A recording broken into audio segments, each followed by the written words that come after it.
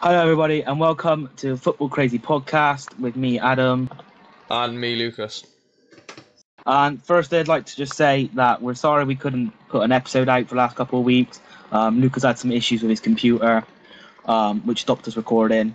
So we're sorry that didn't happen for everyone, but we hopefully will be back to a regular schedule now. So firstly, we're going to start off talking about the Olympic football, which has been going on for about a week now. And firstly, what have you been thinking about the competition so far, Lucas? I think it's good, to be fair. I quite enjoy watching Olympic football, unlike yourself, because my favourite type. Well, I like to try and find young players before I'm my own makeshift scout sort of thing. I like to try and find them before they become huge and just big them up, and then say to people, "Told you so." I knew he's gonna be amazing, and so I enjoy watching the 23 football. So you've got that element to it. Same as when it comes to the under-21 championships, I enjoy watching them as well. So it's a perfect tournament for me to watch, and I've been enjoying it. It's a bit annoying that a lot of teams don't take it as seriously as the South Americans, and there's only, 4 South American countries in it this time round, because somehow Argentina didn't qualify and teams like Gabon did. But yeah, there's definitely a few players that a lot of people haven't heard of that they might actually get to see some coverage of, or they have heard of and get to see some coverage of as a result, because you just don't stay up to stupid late times to watch the Brazilian league. Sorry about that. And yeah, so it's definitely good for the British public to see some new footballers such as Neymar. Not necessarily new, but they definitely probably haven't seen him play very often. Yeah, I do agree with you on that aspect, and I like the fact that you get to have you get to have 3 over 23s, and I think it means you get to see some big name players like Hulk, Pato for Brazil, for example, and Ryan Giggs. Well, some teams don't necessarily choose to call them up. Like Gabon's only got 2, but I mean, at least you get to see some older players as well. I think it's nice to try and be. I mean, it's the women's Olympics teams. They don't have to actually have they don't have any restrictions on the players. No, I don't think they do. I'm not sure, but yeah. But I think the competition's been good to watch. The games I've seen both Brazil's games and I've seen Team GB's game where they won 3-1. And both games, all the games I've watched have been decent to watch. I mean, we were at the Brazil game against Egypt, and Egypt gave it a hell of a go, to be fair to them. Egypt has surprised me. I was watching Egypt v New Zealand, and it was probably it was a very good game anyway, but the last 10 minutes, it was one of the best football games I've watched in such a long time, because both teams needed to win, because it's similar to what the England versus Uruguay game is going to be. Sorry, GB versus Uruguay game is going to be, and it's literally the battle. It was deemed as the battle for second, because Brazil were always going to top that group, and it was New Zealand just going for it at the end, despite Egypt just hammering them 24/7 all game, and Egypt were going for it as ever, and obviously Egypt have been a bit of a surprise package sort of thing, and oh yeah, it was brilliant. End-to-end stuff, and teams were missing chances galore. I couldn't believe it. I was screaming in my own living room. It was unbelievable. I mean, especially it doesn't mean they're not good players, but when you look at the squad for Egypt, they don't have many. I recognise one name on that list of players that we saw, which was for me Meteb, who was linked with Bristol City back in about 3 years ago. I think he actually signed and then tore up his own contract. But yeah, so it's interesting to see some different players. Like, it's nice to see other countries' players. Like, sometimes you see a little gem out of nowhere that no one thought was going to happen, and it just means that hopefully, for some countries that are lower down in the football spectrum, it might help them progress, because hopefully they get a player that comes really big, and it makes football bigger in that country. Such as Ivory Coast, really. 10 years ago, who heard of them? Let's face it. And then I know they've got one of the best squads in Africa, so if not the. In fact, I would say the. Even if they didn't perform like that, the African Cup of Nations, but yeah, I'd agree. It's all about Zambia. With their former Cambridge manager. Yeah, looks so out of place. But yeah, I'm enjoying the tournament, and as a whole, even though I'm not so properly, the team I should be supporting, but I'm not properly supporting Team GB on my own personal feelings on that subject. But I know that you are, Lucas, so maybe you want to have a little bit of a talk about Team GB and their chances, now particularly now Spain are out, which I mean that does open up the tournament for them to possibly get a medal. Yeah, I can't see GB getting a medal because Senegal are probably going to top our group now. Because I can't see them failing to beat UAE.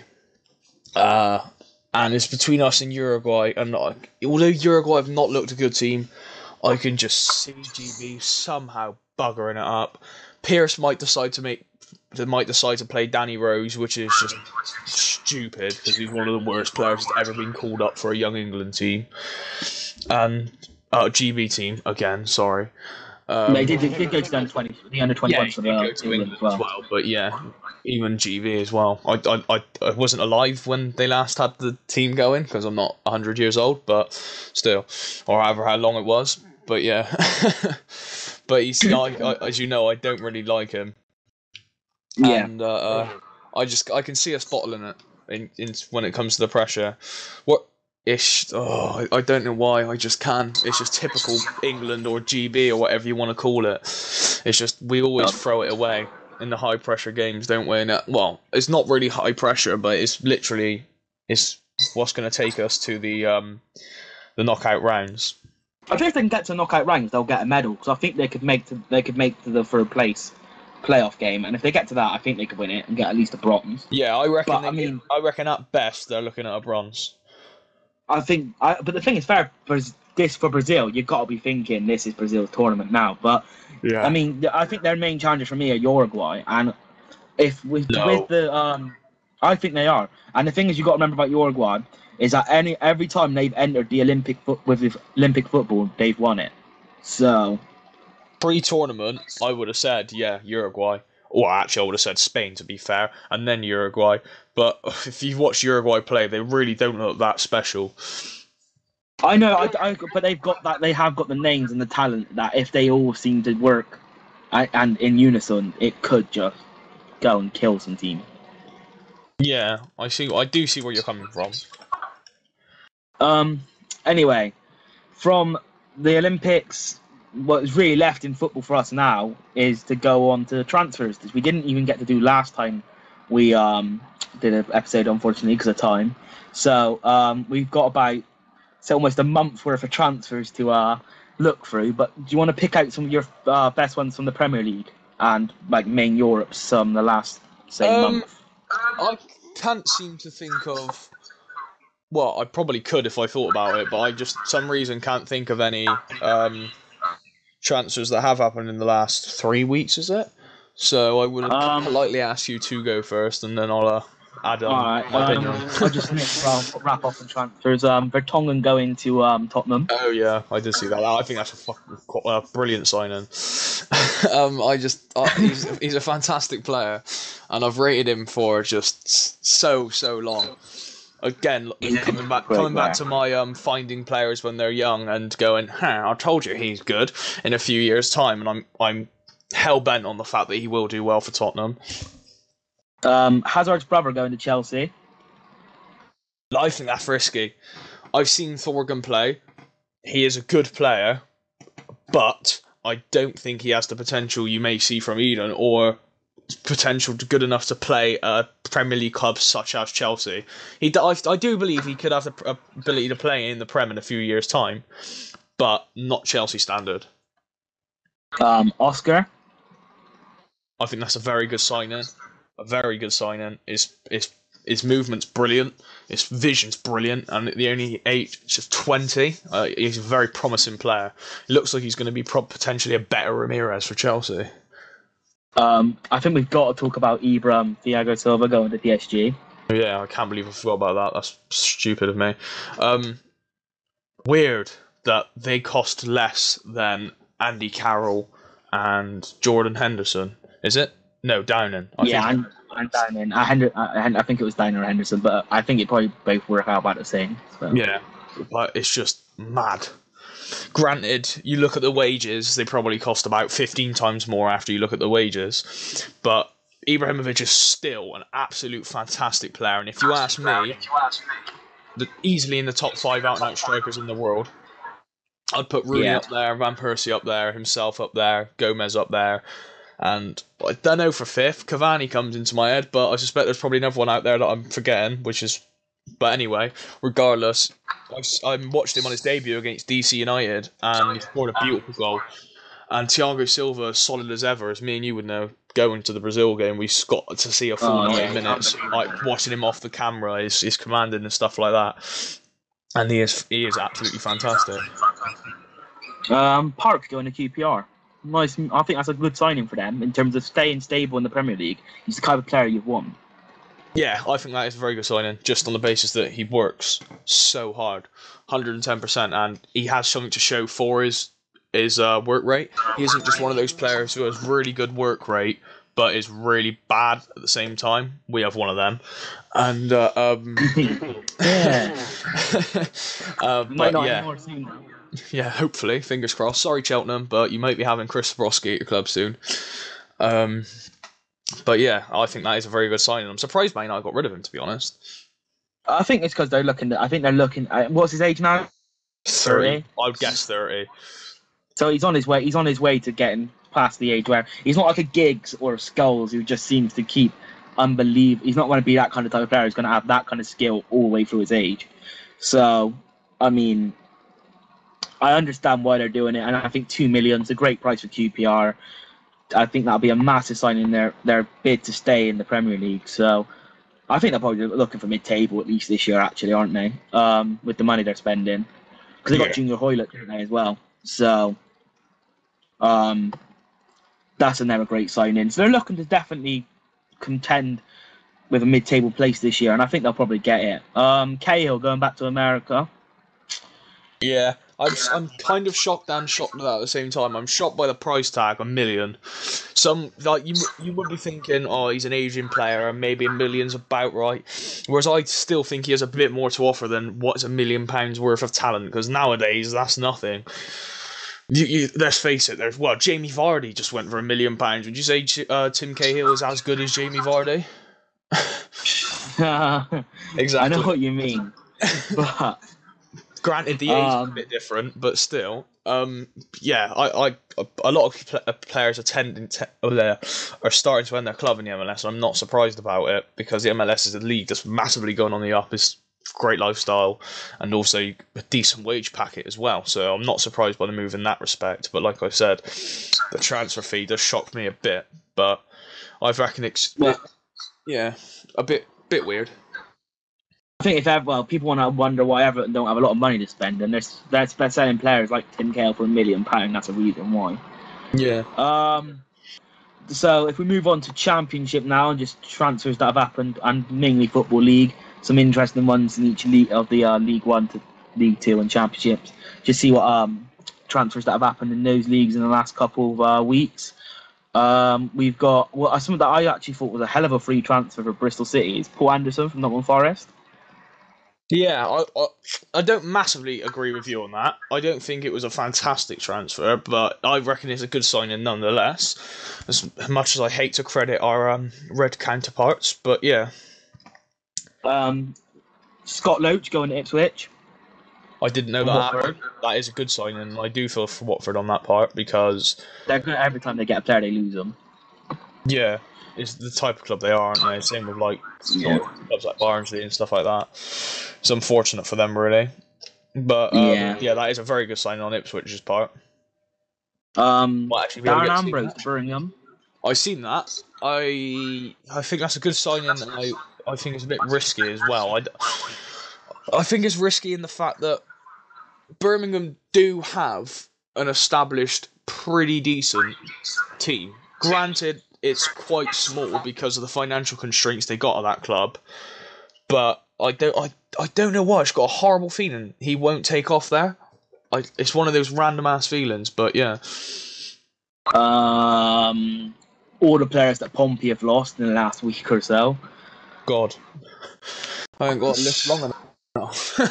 I just feel so sorry for their fans. I don't feel sorry for the people that run the club. What's annoying me at Pompey is the fact that Tal Ben Haim knows that if he doesn't take a contract cut, then Pompey will go out of business or get deducted so much is unbelievable. Yet he doesn't give two craps. He doesn't care at all. He's sitting on a 30k contract, I've heard, and he's not willing to take a contract cut.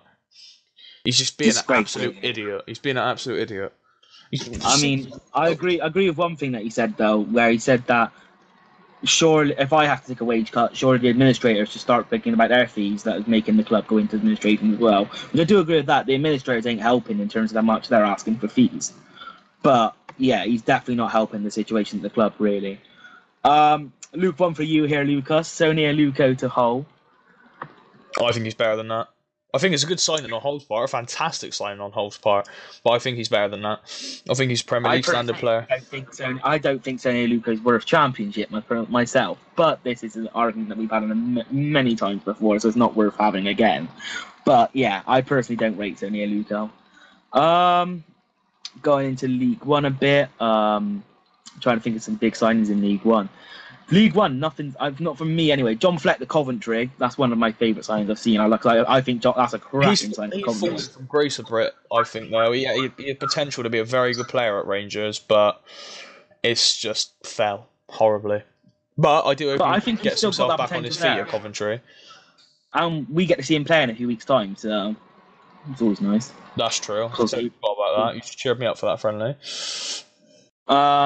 Leighton Orient made a lot of signings. I mean, they got Gary Sawyer off us, Nathan Clark from Huddersfield, Ryan Allsop from Millwall. They've made a lot of signings. I mean, I think they've made about 6 or 7 signings in League One, which is a lot of signings for a club that, to be honest, is not a massive budget. So, I mean, Gary Sawyer, we know he's good enough for that league. Yeah, I think it's a good signing, to be fair. One we didn't talk about before, Chris Wheel going to Shrewsbury. That's a very good sign. I was chatting to a Shrewsbury fan yesterday, and it was on the tip of my tongue. I was about to go, that's the best keeper you're about to watch at Shrewsbury in absolute years. And I thought, oh, actually, no, they had Joe Hart, didn't they? And I was like, maybe the second best. Someone that we might know a bit about, considering he played in Bristol for a long time, Christian Riviera going to Scunthorpe. I think that's a good signing, to be fair. He's got a lot of potential. He's a good player. Alan Smith signed officially for MK. Get a good signing. I like how he's went from a striker down to a CDM in his career. He's just getting progressively back with his age. He's be playing in goal like at the age of 40. Yeah, they can last long, you know this. But the one thing I do want to say about Shrewsbury is the amount of players they've lost as well from the players that got into the league. It's disgusting how many players they've lost. Sharks, Collins, Cansdale, Sheriffs went. I'm not sure who else. Well, I can't think who else has gone, but I know a lot of others have. Yeah, Ainsworth, that's it. They've lost a hell of a lot of key players. If they stay up on that new team, then fair play. And then going into our league, I know it's a signing bias, but I actually generally do think it's a good, very big signing for this league in terms of Gary Kenneth coming down to League 2. Oh, I was going to say Bolvinson. I want to say it, but no one's going to know who he is. Like us. Actually, if anyone here somehow has heard of him in any shape or form, please do comment. If we've got any Norwegian second division experts watching, I'm sure we've got plenty. Just let us hear your voice. Rogby Bolvinson, he played his trade in the second division of Norwegian football, and he is the Faroe Islands international centre-back. So if you're a Faroe Islands fan, you leave a little comment. You never know. He faced Italy and Serbia, so maybe you have watched him in that game. I haven't. But, he's got 5 caps. Please let us know. We'll be so happy. Yeah, because it would be nice to hear. We literally knew nothing about him.